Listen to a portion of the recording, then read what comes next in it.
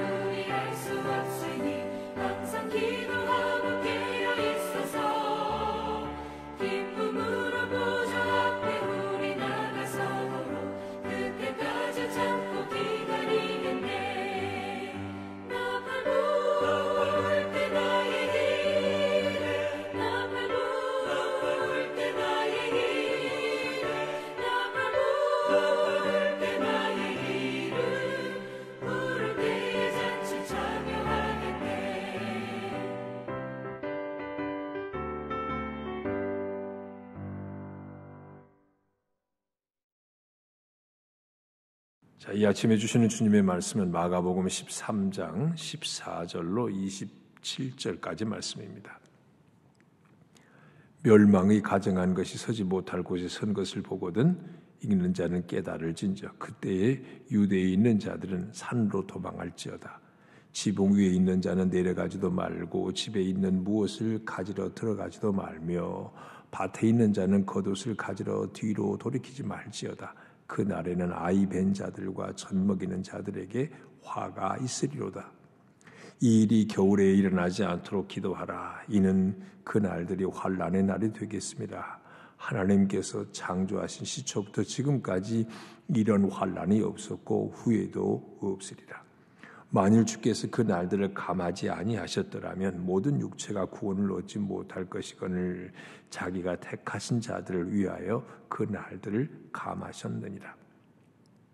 그때 어떤 사람이 너희에게 말하되 보라 그리스도가 여기 있다 보라 저기 있다 해도 믿지 말라. 거짓 그리스도들과 거짓 선지자들이 일어나서 이적과 기사를 행하여 할 수만 있으면 택하신 자들을 미혹하려 하리라. 너희는 삼가라. 내가 모든 일을 너희에게 미리 말하였노라. 그때의 그 환난 후 해가 어두워지며 달이 빛을 내지 아니하며 별들이 하늘에서 떨어지며 하늘에 있는 권능들이 흔들리리라. 그때 인자가 구름을 타고 큰 권능과 영광으로 오는 것을 사람들이 보리라. 또 그때에 그가 천사들을 보내어 자기가 택하신 자들을 땅 끝으로부터 하늘 끝까지 사방에서 모으리라. 아멘. 오늘도 우리는 여전히 주님 앞에 또 말씀 앞에 서 있습니다. 어제부터 본 말씀 우리 마가복음 13장은 종말에 관한 예수님의 가르침입니다. 그리스도인으로 여러분 분명히 종말을 믿으십니까? 반드시 종말은 있습니다. 심판은 있고요. 그러면 그 종말의 때는 과연 언제일까요? 개인적으로는 이 죽음이 실존적 종말일 수 있습니다. 또 궁극적으로는 우리 주님이 재림하실 때의 우주적인 종말의 때가 물론 있을 겁니다. 개인적인 종말이든 우주적인 종말이든 종말은 분명히 있습니다. 우리가 주님께 가서 죽음으로 주님 앞에 가서 종말이 되는 경우도 있고 주님이 오셔서 종말을 맞이할 사람도 있을 겁니다. 계속되는 이 종말의 말씀, 오늘 시작하는 말씀이죠. 14절 보면 멸망의 가증한 것이 서지 못할 곳에 선 것을 보거든 읽는 자는 깨달을진저. 멸망에 가증한 것이 서지 못할 곳은 성전. 그러니까 멸망에 가증한 것이 거룩한 하나님의 성전에 설 수 없는데 하나님의 성전 거룩한 곳에 가증한 것이 멸망에 가증한 것이 설 때가 있습니다. 대표적으로 이제 이스라엘 성전이 유린당하는 일이 두 번 있었죠. 크게. 물론 바벨론 침공으로 인해서 예루살렘 성이 무너지고 성전이 다 불타는 것 말고도요. 성전의 내부를 유린당한 일들이 있습니다. 그 대표적으로 가장 첫 번째 사건은 BC 168년이죠. 안티오쿠스 에피파네스 4세가 다스릴 때 이 성전에 들어와서 말이죠. 제우스 신을 섬긴다고 해가지고 돼지를 잡아서 섬기게 했습니다. 제사를 지내게 했어요. 유대인들에게는 돼지 자체가 아주 흉한 그래서 것으로 생각해서 돼지고기를 먹지도 않았습니다. 유대인들은. 물론 집에서 키우지도 않았죠. 그런데 감히 하나님의 성전에서 돼지를 잡아서 제물로 바치고 제우스 신을 섬기라고 하니 이거는 하나님 모독이고 이스라엘 백성을 모독하는 일이었습니다. 성전이 가장 비참하게 유린당했던 사건이죠. 이것이 이제 촉발점이 돼서 소위 마카비 혁명이 일어납니다. 그래서 이제 다시 일시 동안 독립을 얻게 되는데요. 그래서 이제 그때 성전을 깨끗하게 다시 정화한다. 그래서 그때 이제 그걸 수전절이라고 합니다. 두 번째 이제 이 성전 유린당한 것이 오늘 예수님이 예고한 이 말씀이에요. 이때 이제 유대 전쟁 어제도 잠깐 언급했죠. 유대 전쟁, 유대와 로마가 전쟁할 때 로마에 이제 티토스 장군이 이제 깃발을 들고 들어왔습니다. 그 깃발에 로마 황제를 상징하는 이 독수리를 그리는 깃발을 가지고 성전에 들어왔습니다. 성전의 주인이 말하자면 로마 황제라는 식이죠. 하나님과 이스라엘 백성들을 완전히 모독하는 성전 유린의 이 사건이 예수님이 예언하신 이제 한 30여 년 뒤에 일어났다는 말씀이에요. 그래 가까이는 바로 그런 로마를 통해서 예루살렘 성전이 무너지는 사건을 예고하고 있다고 보시면 되겠습니다. 자, 그때 그날이 올 건데요. 그때 유대에 있는 자들은 산으로 도망할지어다. 지붕 위에 있는 자는 내려가지도 말고 집에 있는 무엇을 가지러 가지도 말고 밭에 있는 자는 겉옷을 가지러 뒤로 돌이키지 말지어다. 그날은 아이 벤 자, 젖 먹이는 자들에게 화가 있으리로다. 자, 그 예루살렘 성전이 유린당하는 예루살렘 성전이 무너지는 그날에는 살벌한 심판이 있기 때문에 어디에 있든지 빨리 도망해서 피하라 그랬어요. 자, 70년에 예루살렘 성전이 무너질 때 로마 군인들에 의해서 무너지는데 이제 로마 군인들이 그냥 거의 5, 6개월 가량 예루살렘을 이제 포위하고 있다는 얘기를 어제도 드렸는데 그 기간에 로마 군인들이 이제 순번을 정해서 교대하는 시간이 있을 거 아니에요. 교대하는 시간이 많이 걸린 거 아니죠. 그냥 한 2-3시간 이렇게 걸렸을 겁니다. 지금도 덕수궁 앞에 가면 그때 이제 군의병들의 이게 교대식이 있는 걸 보는데요. 이때 잠깐씩은 이제 그 군인들이 빈 사이가 있죠. 말하자면 이런 때 빨리 도망을 가야 돼요. 여기서 주님 말씀하시니까요. 그날의 그 심판 때 견디기 어렵기 때문에 빨리 피하라는 얘기였습니다. 그때 말하자면 잠깐 피해야 될 그 시간에 우리 집에 뭐가 있는데, 뭐가 놔두고 있는데, 어디 보석이 있는데 그 가지러 가면 죽는 거라고요. 심판의 때가 가까웠으면 가장 중요한 게 뭐냐면 내 생명에 살고 보는 겁니다. 한 10여 년 전쯤일 겁니다. 한 2014년쯤 일본의 그 하네다 국제공항에서 비행기가 착륙하면서 이제 그 충돌하는 사건이 일어났었죠. 마음은 날개가 왼쪽 날개가 부러지고 또 불이 났어요, 비행기에서. 놀라운 사건은요, 승객과 승무원 포함해서 약 400명이 타고 있던 비행기인데 한 명도 다치지 않고 전부 5분 안에 다 탈출했습니다. 그거는요, 그렇게 했었던 이유가 뭐냐? 그 가능했던 것은 이 비행기 훈련시킬 때 이제 승무원들이나 이런 분들 훈련시킬 때 90초 룰이라고 하기 때문에 90초 룰. 뭔 일이 생기면 부상으로 90초 안에 다 빠져나가게 하는 이런 훈련. 그리고 또 일본은 지진이 많기 때문에 이제 대피하는 이런 훈련들이 아주 잘 돼 있다 그래요. 그래서 막 그냥 전기도 나가고요. 왜 비행기 한쪽은 끊어지고 한쪽은 막 불이 나고 그래서 전기도 나갔는데 이 승무원들이 말이죠. 막 불을 비추면서 막 스피커폰으로 가지고 막 그냥 이 비상구로 긴급히 탈출시켰는데 400여 명이 다 빠져나가는데 5분이 채 안 걸렸다 그래요. 그때 이제 승무원들이 지도한 거예요. 짐칸에 있는 짐 절대 손대지 말고 빨리 빠져나가라고. 근데 만약에 그 중에 짐칸에 너무 귀중한 게 들어있어. 그거 챙기려고 했으면 자기도 문제가 아니고 다른 사람도 빨리 빠져나가는 길을 방해하는 결과가 되잖아요. 그랬으면 큰 사고로 번질 뻔했습니다. 그런데 신속하게 빠져나가고 탈출하는 바람에 한 명도 인명피해가 없었다는 거. 굉장히 중요한 교훈이에요. 오늘 본문에 예수님이 그거 말씀하시는 거예요. 이 심판의 때, 이 종말의 때에는 빨리 도망해야 하고 생명이 살아야 되는 거야. 어디 짐 챙기고 집에 가서 귀용한 것 누구 데리고 오고 그럴 여력이 없다는 말씀이에요. 지금 마지막 종말의 때도 틀림없이 그럴 겁니다. 그래서 주님께서는 뭘 기도하라고 가르쳐 주셨냐면 18절에 이 일이 겨울에 일어나지 않도록 기도하라. 이는 그날들이 환난의 날이 되겠습니다. 하나님께서 창조하신 시초부터 지금까지 이런 환난이 없었고 후회도 없으리라. 엄청난 환난의 때이기 때문에 더구나 그 겨울에 나면 그 당시 이제 중동 원주로 겨울이라는 게 우기를 말하죠. 비까지 내리면 도망가기도 더 힘들고 말이죠. 그러니까 그런 날이 겨울에 오지 않기를 기도하라. 이렇게까지 말씀해 주십니다.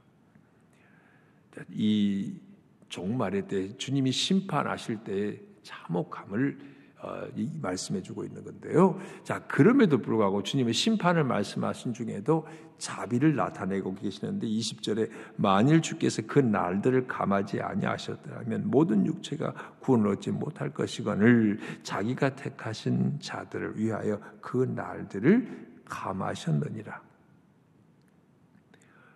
로마 군인들이 예루살렘을 포위해서 그냥 한 5, 6개월을 포위해서 음식물도 못 들어가게 했다고 그러잖아요.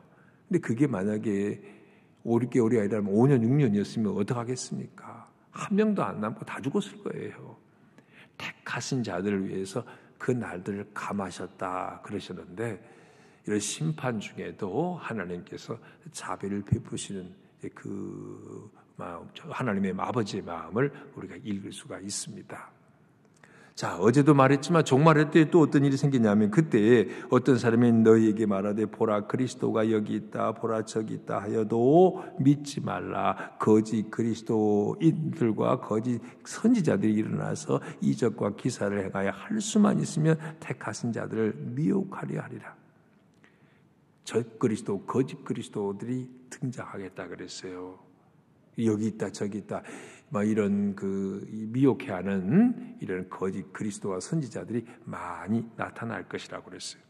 그들이 나타나서 뭣도 하냐면 기적과 이적과 기사도 행한다고 그랬어요. 여러분 우리가 막 기적을 행하고 그럼 마술사도 어느 정도 마술사 또 무속인들도 어느 정도 이런 우리가 생각할 수 있는 이 일반적인 걸 뛰어넘는 기적들 행하고 그렇습니다. 마귀도 얼마든지 어느 정도의 기적을 행할 수 있어요. 그런데 과연 그게 생명력이 있는 것이냐? 그 영생하고 뭔 관계가 있느냐? 이게 중요한 거거든요. 애굽에 모세가 이스라엘 백성을 출애굽하기 위해서 들어갔습니다만 하나님께서 10가지 재앙을 모세를 통해 행하셨는데 애굽의 마술사들도 처음 몇 가지 재앙을 따라 했잖아요. 그게 구원과 아무 관계가 없습니다. 그래서 거짓 그리스도, 거짓 선지자들이 나타나는 것에 미혹당하지 말라고 경고하십니다.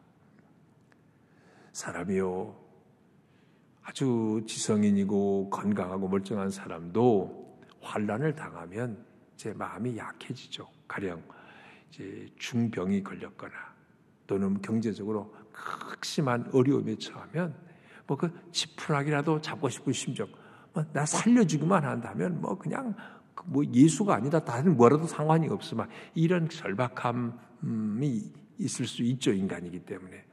이때 넘어지기 쉬운 거예요. 그때 누군가 하나 딱 건드리면, 말하자면 나한테 오면, 내가 말해준 데 가면 틀림없이 당신 나을 거야. 그리고 당신 그때 돈을 10억을 내야 돼. 그런다면 중병에 걸려 죽어가는 사람이 살려만 준다면 뭐가 아까우랴. 그리고 달려가겠죠. 하나님을 믿는 사람이 하나님도 내팽개치고 달려갈 사람도 있을 겁니다.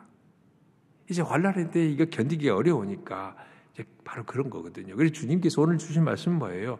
이런 미끼에 미혹당하지 말라고요. 정신을 차려야 한다고 말씀하십니다.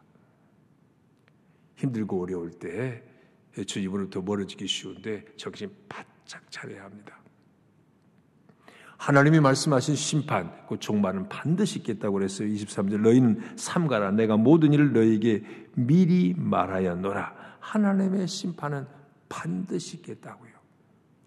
그리고 그 24절 보면 이스라엘, 이건 절망, 멸망, 심판의 때를 묘사하고 있는데요. 24절, 그때 그 환난 후 해가 어두워지며 달의 빛을 내지 아니하며 별들이 하늘에서 떨어지며 하늘에 있는 권능들이 흔들리리라. 이것도 하나의 종말의 한 징조입니다. 성경이 말씀하는 그 마지막 때, 종말의 때 종말을 말하고 있는 성경의 말씀을 몇 가지 들 수 있는데요. 사도 바울은 뭐라고 얘기했습니까? 이제 복음이 온 천지에 이제 전파될 때, 그때 주님이 오시겠다, 그런 말씀을 했어요. 그러니까 모든 민족에게 복음이 전파된 후에, 그리고 유대인들이 또한 회개해서 예수님을 믿게 될 때, 그때 이제 종말이 오겠다, 그런 얘기했는데 오늘 본문에서 보면 이런 천지의 이런 1월 성신의 놀라운 변화, 이거는 오늘 24, 5절의 말씀은 유대인들이 생각하는 종말의 때를 상징하고 있습니다. 하나님의 심판, 하나님의 말씀하신 종말은 반드시 올 것이라고요. 자, 근데 그러면 그 마지막은 뭐냐? 그때 인자가 구름 타고 큰 권능과 영광으로 오는 것을 사람들이 보리라. 또 그때 그가 천사들을 보내어 자기가 택하신 자들을 땅 끝으로부터 하늘 끝까지 사방에서 모으리라. 주님께서 영광 중에 반드시 재림하신다고요. 재림하실 때 택하신 자들을 불러 모으신다 그랬어요. 그 주님의 재림은 이제 심판의 주님으로 오시거든요. 그런데 그 재림하신 주님, 심판의 주로 오신 주님이 누구에겐가는 열렬히 사모하고 기대하는 축복과 은혜가 되고, 누구에겐가는 무시무시한 심판의 때가 될 거라고요. 주의 이름을 불러 구원받은 사람은 아멘 주 예수여 어서 오시옵소서. 주님으로부터 이제 완전한 구원을 받고, 그동안에 예수 믿고 사는 게 힘들고 어려웠던, 견디고 이겨내야만 했던 그런 상황이 완전히 벗어나는, 주님과 함께 영생 복락 누리는 그 축복의 날이 될 거지만, 주님을 영접하지 않은 자에게는 이제 더 이상 기회가 없는 마지막 최후 심판의 시간이 될 거라고요. 동일한 주님의 재림이지만 누구에게는 축복이고 누구에게는 저주가 되는 겁니다. 그래서 오늘 우리가 예수님 잘 믿고 살아야 하는 거예요. 자, 오늘도 우리는 이 말씀을 마무리하면서 우리가 생명 호흡하고 사는 거, 이거 우리가 감사해야 합니다.